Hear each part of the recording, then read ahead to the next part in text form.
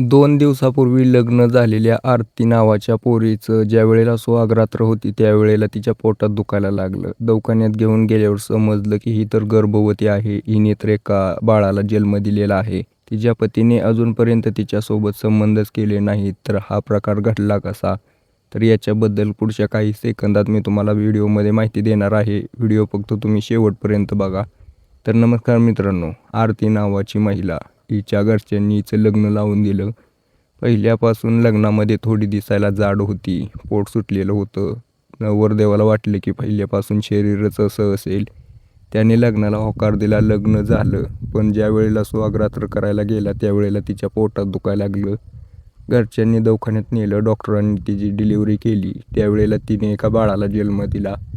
त्यावेळेला त्या हॉस्पिटलमध्ये खूप वादावादी झाली 2 कुटुंबामध्ये. डॉक्टरांनी त्यांना तिथून हाकलून दिलं.